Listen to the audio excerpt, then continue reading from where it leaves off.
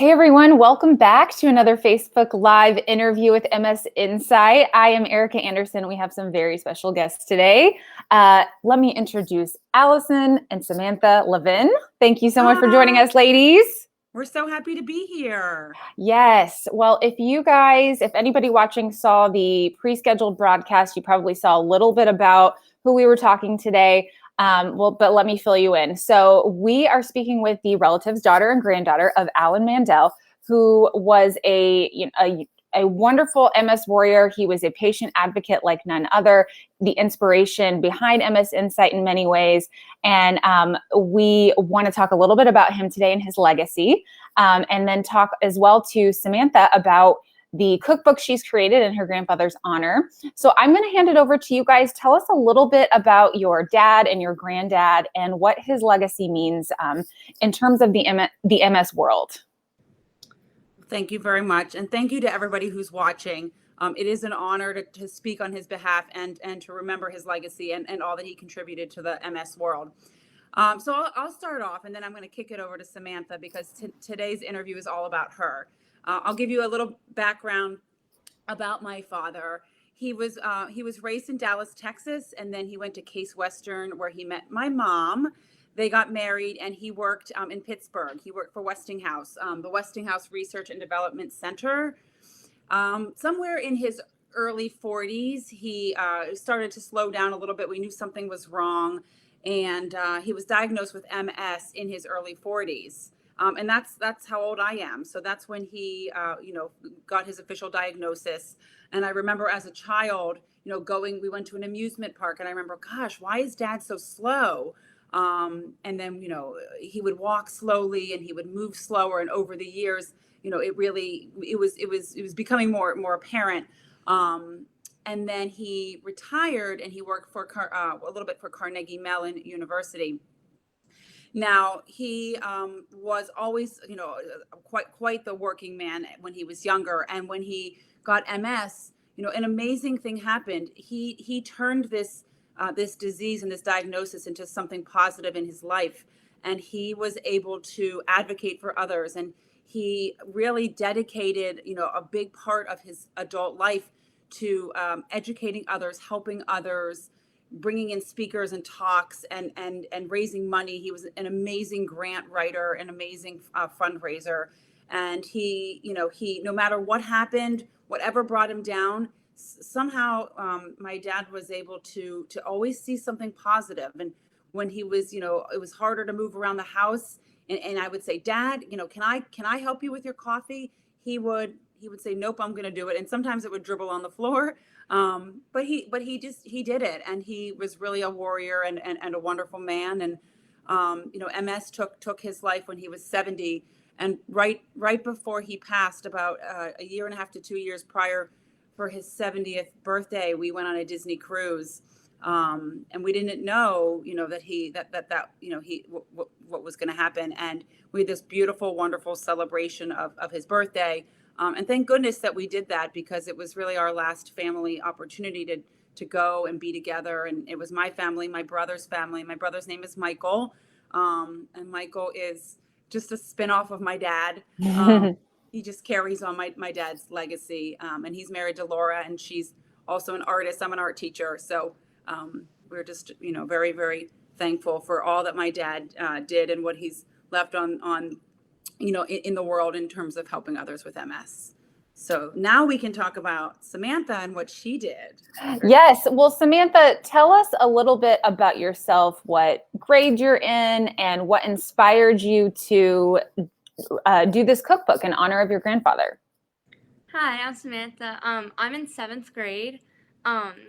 So I guess I went to synagogue a lot, and I would go to services, and I'd see all these amazing mitzvah projects that people would do. And I always knew that I was going to do something for MS, for my donation for whenever I was going to do my bat mitzvah project. And so I created a cookbook, and in a couple weeks, we're going to donate the money we've made from it to MS Insights in honor of my pop-up. Oh, that's awesome. Do you have what kind of recipes do you have in the book? I have all different. I have like family meals. I have appetizers, desserts, um, anything that you would like make and in the like for your family. Some are more complicated. Some are like easier.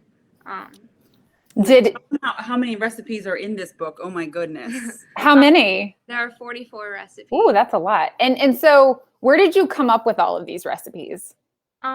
So a couple years ago, I started cooking and baking a lot in my house, and I found all these great recipes. I would always take a picture every time I made a different dinner, and so we were like thinking about different projects I could do, and a cookbook like came to mind because I wanted to do like a bake sale, but you can't do that given the circumstances, and a cookbook is like a great alternative to that.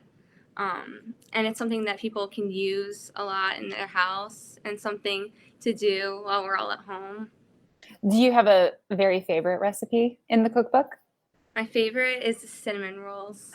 Oh, that's one of my favorite things to eat. Totally. Well, let me ask you, I know you were young when your grandpa died, but do you have any memories of him that you could share with us? Yeah. So I remember every time we went to visit them, my grandma would always be waiting in the garage, and then we'd give her a hug and come upstairs, and he'd be sitting in his big chair, and we'd come over and give him a big hug. And I remember the one time where I came over, and he goes, "Hi, Allison." Like, I'm not Allison, but it was so funny and very memorable.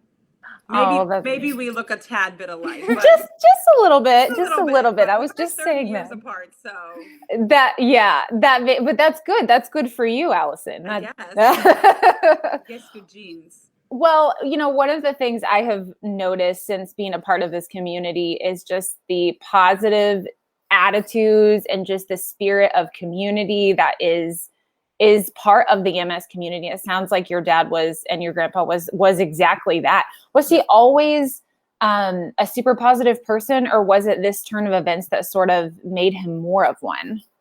So that's a great question. When he was younger and when he was working, he was, a businessman and very busy.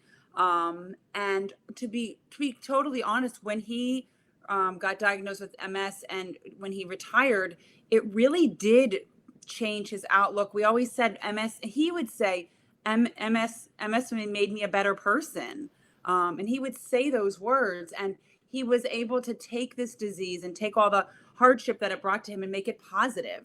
And was always into the latest drugs and technology and the resources. And he really dedicated the second part of his life to helping people. Whether it be through these talks, through different forums, online forums, through just advocating and helping people. Even my husband has a friend who was diagnosed with MS, and my dad reached out to him. He was a young person. So it was tough. It was tough watching him decline, but he always, until the end, there was always this glimmer of hope and this positive attitude. And, he really taught me that no matter what's going on in the world, right now it's tough. We're in this pandemic and gosh, he really taught me that to have that positive outlook and you can't always help what cards you're dealt in life, but it's how you respond to them and how you deal with them that is really what shapes your life. So well, it's obvious that you guys really are proud of this cookbook and this project together as a family. How did others contribute? I know it was a group effort in some ways, Allison. Well, I'll be honest with you. She typed the whole thing. So would you want to hold it up so that they can see? Yeah, sure. I was like the creative director, but she really did the whole thing. Oh, so, I love it. To show them. This is the front cover. So I designed this on paper. I just drew it. Here, hold it close so they can see. So she drew all of those. I love the colors. Yeah. And then the inside has an introduction and dedication to my pop-up. Okay. And that's a awesome. picture from the cruise. Yeah, that's a picture from the cruise. Oh. Yeah. And then we had the table of contents. It's a very big table of contents. Yes. Yeah. Well, I think one thing that people have done more of during this pandemic is cook. So, Yeah. like we've had to be at home all the time. So, Yeah. I think this would be a perfect addition for that. Now, tell us about how people can purchase it and support the cause. Yeah, so you can email me at cookbookbysamantha at gmail.com. And you can Venmo or PayPal or send a check. We would love to give you a cookbook. We hope that people can use it during quarantine to cook more recipes. Yeah, we'll put that information up in the text above this video when we're done. Is there anything else you guys would want to say about Alan, your father, and your pop? You know what I know? He's watching and he knows that we're doing this in his honor, and he would be so proud that we were carrying on his legacy. Most particularly that his granddaughter is the one that did this, and it was her idea. And if you're looking to buy a cookbook, Samantha's very responsible, very reliable. She takes the order, we process it, we take it to the post office, and we mail the cookbook to you. And part of the proceeds, all of the proceeds, are going to go back to MS Insight. And we're really looking forward to her making that donation. Do you have any last thoughts that you want to share with people? No, well, that's okay. Thank you. Yeah, thank you. Thank you so much. Yeah, I was just going to finish it up by saying, if you're watching this video and you're on our page, like chances are either you or someone you love has MS. And so this is a cause that's important to your heart. And, at MS Insight, we are just trying to create this community of support for patients, resources, connection with people. And so this would be a really great way to sort of give back to the community just a little bit and sort of play your part in helping make that happen a little faster. So thank you so much, ladies, for joining us. And we will talk to you again soon. Thank you. Bye, everybody.